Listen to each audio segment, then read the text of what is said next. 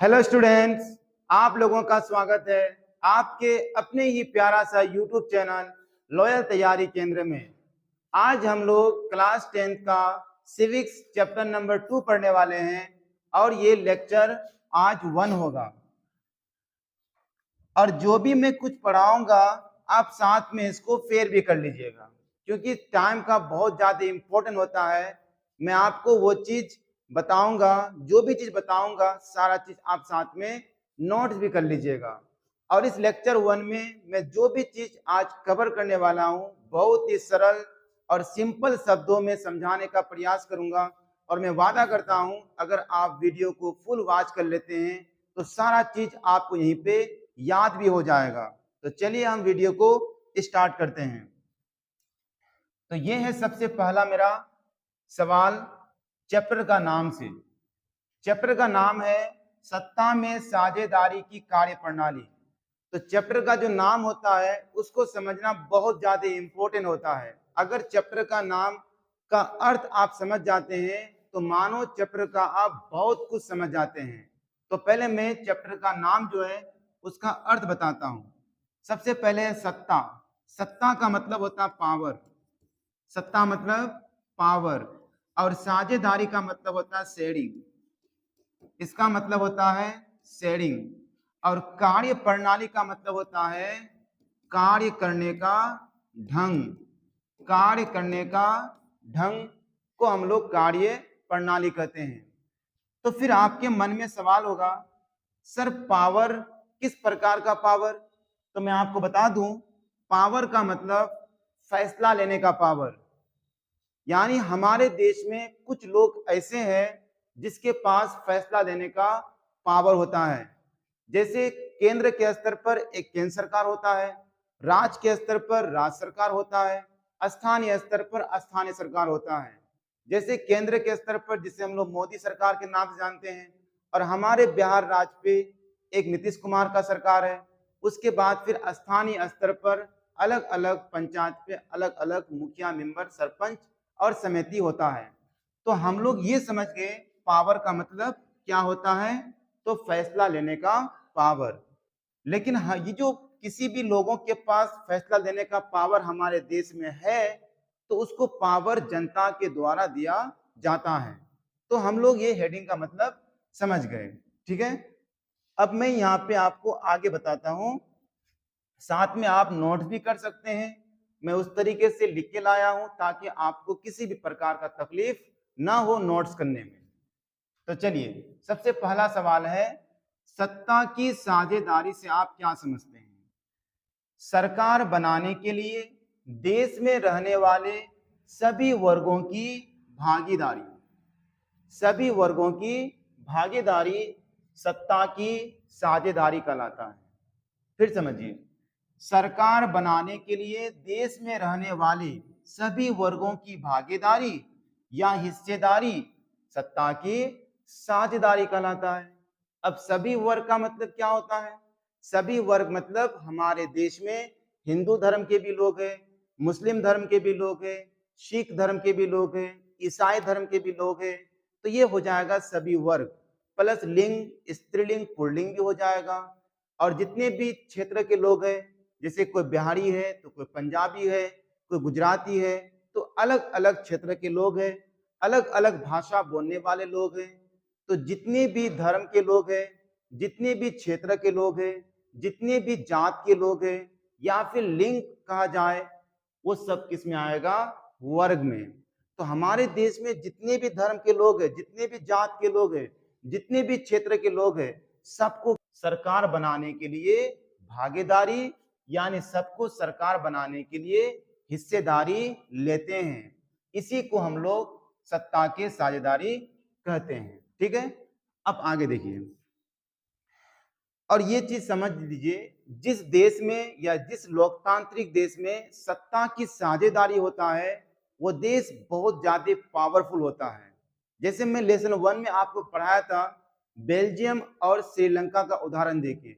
Belgium देश ने सत्ता की साझेदारी किया तो बेल्जियम बहुत ही पावरफुल देश बन गया। और वहीं पे श्रीलंका सत्ता की साझेदारी नहीं करता है तो वो बहुत ज्यादा कमजोर, उसका आर्थिक स्थिति बहुत ज्यादा खराब हो जाता है। अगर आप ये नहीं पढ़े हैं तो आप लेसन 1 में जाकर के इसको पढ़ सकते हैं। मैं बहुत ही अच्छे से इसका एक्सप्लेनेशन किया हूं बेल्जियम और श्रीलंका देश का, ठीक है। अब यहां देखिए, एक सवाल होगा, सत्ता की साझेदारी का महत्व क्या है? सत्ता की साझेदारी का इंपॉर्टेंट क्या है? तो इसका इंपॉर्टेंट है विभिन्न विभिन्न समुदायों के बीच टकराव में कमी। जिस देश में सत्ता की साझेदारी होता है, उस देश में विभिन्न समुदाय के बीच जो होता है टकराव नहीं के बराबर होता है, क्योंकि सब लोग मिलकर के क्या करते हैं, सरकार बनाते हैं। उसके बाद लोकतंत्र की जड़ें मजबूत होती है किससे? लोकतंत्र की जड़ें मजबूत किससे होती है? तो आपका आंसर होगा सत्ता की साझेदारी से। जिस लोकतांत्रिक देश में सत्ता की साझेदारी होता है, वो लोकतंत्र बहुत ज्यादा मजबूत होता है। तीसरा ऑब्जेक्टिव सवाल ये सब है, लोकतंत्र का आत्मा, लोकतंत्र का आत्मा कहते हैं। लोकतंत्र का आत्मा किसे कहते हैं? तो आप बोलिएगा सत्ता की साझेदारी। जिस लोकतांत्रिक देश में सत्ता की साझेदारी है, यानी सभी को वोट देने का अधिकार है, वही लोकतंत्र जिंदा है। तो इसीलिए कहा जाता है सत्ता की साझेदारी लोकतंत्र की आत्मा है। सत्ता की साझेदारी लोकतंत्र की आत्मा है, ठीक है। अगला देखिए, अब समझते हैं सत्ता की साझेदारी के कितने रूप होते हैं। सत्ता के साझेदारी के 2 रूप हैं। एक है सत्ता के क्षैतिज वितरण, एक है सत्ता का ऊर्ध्वाधर वितरण। क्षैतिज का मतलब क्या होता है और ऊर्ध्वाधर का मतलब क्या होता है? आप लोग मैथ पढ़े हैं। मैथ में एक क्या होता है, क्षैतिज रेखा, और एक होता है ऊर्ध्वाधर रेखा। क्षैतिज का मतलब हो गया, यहां देखिए थोड़ा इसको मोटा कर लेते हैं।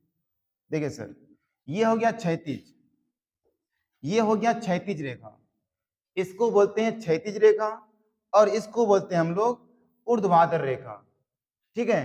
जब सरकार के पावर को, जब सरकार के शक्ति को अगर क्षैतिज बांट दिया जाए, जब सरकार के पावर को क्षैतिज बांट दिया जाए, उसे हम लोग सत्ता के क्षैतिज वितरण कहेंगे। और वहीं पे सरकार के पावर को या सरकार के शक्ति को ऊर्ध्वाधर बांट दिया जाए, उसे हम लोग सत्ता का ऊर्ध्वाधर वितरण कहेंगे। इसको और समझते हैं अच्छे तरीके से। देखिए, सत्ता का क्षैतिज वितरण का मतलब हुआ सरकार के पावर को एक ही लेवल पर बांट देना। सरकार के पावर को एक ही लेवल पर बांट देना। जैसे ये हो गया क्षैतिज रेखा, ये हो गया क्षैतिज रेखा। जैसे सरकार के 3 अंग हम लोग पढ़े हैं, एक होता है विधायिका, एक होता है विधायिका, और एक होता है कार्यपालिका, कार्यपालिका, और तीसरा होता है न्यायपालिका, न्यायपालिका। तो सरकार के 3 अंग हैं। इन सरकार के 3 अंग को एक ही लेवल पर बांटा है। एक ही लेवल कहे तो कोई किसी से कम नहीं है, तीनों अपने आप में महान हैं। जैसे विधायिका कानून बनाती है, तो कार्यपालिका उस कानून को लागू करती है, और न्यायपालिका उस कानून का देख रेख करता है। बात समझ गए? तो सब अपने आप में क्या है, महान है। इनका अपना अपना पावर है, लेकिन तीनों का लेवल एक ही है। कोई विधायिका है, कोई कार्यपालिका है, तो कोई न्यायपालिका है।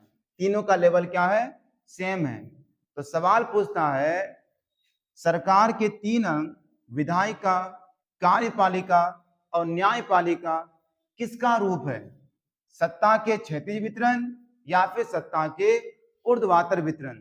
तो आपका आंसर होना चाहिए सत्ता का क्षैतिज वितरण। समझ गए? अब आते हैं हम लोग सत्ता का ऊर्ध्वाधर वितरण में। जैसे सरकार के पावर को या सरकार के शक्ति को जब हम लोग क्या करते हैं, अलग अलग स्तर पर बांट देते हैं, यानी विभिन्न विभिन्न लेवल पर विभाजित करते हैं, तो उसे हम लोग सत्ता का ऊर्ध्वाधर वितरण कहते हैं। जैसे एक होता है, पहले ये समझिए, ऊर्ध्वाधर रेखा ये हुआ, तो सबसे ऊपर रखा था केंद्र सरकार को, ये हो गया केंद्र सरकार। दूसरा हो गया राज्य सरकार, राज्य सरकार। उसके बाद आपका हो गया स्थानीय, स्थानीय सरकार। तो आप देखिए यहाँ पे इसको ऊर्ध्वाधर बांटा गया है। तो सबसे ऊपर होगा केंद्र सरकार, इसका ज्यादा पावर है। उससे नीचे है राज्य सरकार, इसका पावर इसकी अपेक्षा कम है। और स्थानीय सरकार, इसकी अपेक्षा इसका पावर कम है। तो यहाँ पे तीनों का पावर अलग अलग स्तर पे रखा गया है। सर्वोच्च शक्ति केंद्र सरकार के पास, उसके बाद राज्य सरकार के पास, उसके बाद स्थानीय सरकार के पास। तो यहाँ पे सबका पावर अलग अलग है, ठीक है। तो इसे बोलेंगे हम लोग सत्ता का ऊर्ध्वाधर वितरण। शक्ति अलग अलग स्तर पे, मेन चीज याद करने का, शक्ति अलग अलग स्तर पे तो सत्ता का ऊर्ध्वाधर वितरण। अगर शक्ति एक ही लेवल पे हो तो सत्ता का क्षैतिज वितरण। चलिए इसको भी मैं पहले से ही लिख के तैयार रखा हूं ताकि आप साथ में नोट भी कर सकते हैं। टाइम को बर्बाद मत कीजिए, आप वीडियो को रोकिए और फटाफट कॉपी में नोट्स भी कर लीजिए। सुनिए पहले समझिए, सत्ता का क्षैतिज वितरण क्या है। तो सरकार के शक्ति को एक ही स्तर पर बांटना, सरकार के शक्ति को एक ही स्तर पर बांटना सत्ता का क्षैतिज वितरण कहलाता है। यहां देखिए, सरकार के शक्ति को एक ही स्तर पर बांटना, एक ही स्तर पर बांटे, तीनों का लेवल एक ही है, तीनों का लेवल एक ही है। ये हो गया सत्ता का क्षैतिज वितरण। और तीनों सरकार के अंग है, कार्यपालिका, विधायिका, न्यायपालिका। ये कानून बनाती है, ये कानून लागू करती है, और न्यायपालिका कानून का देखरेख करती है, ठीक है। अब आगे देखिए, पैराग्राफ चेंज करके लिखना आपको। विधायिका, कार्यपालिका और न्यायपालिका के बीच शक्ति का बंटवारा सत्ता के क्षैतिज वितरण का उदाहरण है। और उसके बाद ये आपको नीचे डायग्राम बना देना है, एक भी मार्क्स आपका नहीं छटने वाला, ठीक है।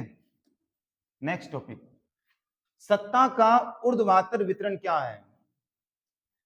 इसका आंसर होगा सरकार के शक्ति, सरकार के शक्ति को, सरकार के शक्ति को विभिन्न स्तर पर बांटना सत्ता का ऊर्ध्वाधर वितरण कहलाता है। केंद्र सरकार, राज्य सरकार और स्थानीय सरकार के बीच शक्ति का बंटवारा सत्ता के ऊर्ध्वाधर वितरण का उदाहरण है। यहाँ पे देखिए, इस रेखा को बोलते हैं ऊर्ध्वाधर रेखा, और अलग अलग स्तर पे शक्ति को बांटा गया है, तो इसे बोलेंगे सत्ता का ऊर्ध्वाधर वितरण, ठीक है सर। हमको नहीं लगता है जो आप इस तरीके से सिंपल और सरल शब्दों में आंसर पढ़े हैं या फिर कोई आपको पढ़ाया होगा। बहुत ही सरल में आप लोग के लिए आंसर लेके आया हूं, ठीक है सर। तो मुझे उम्मीद है आप लोग पूरा समझ गए।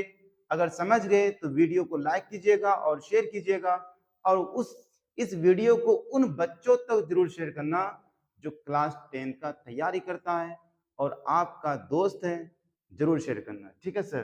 तो वीडियो देखने के लिए बहुत बहुत धन्यवाद।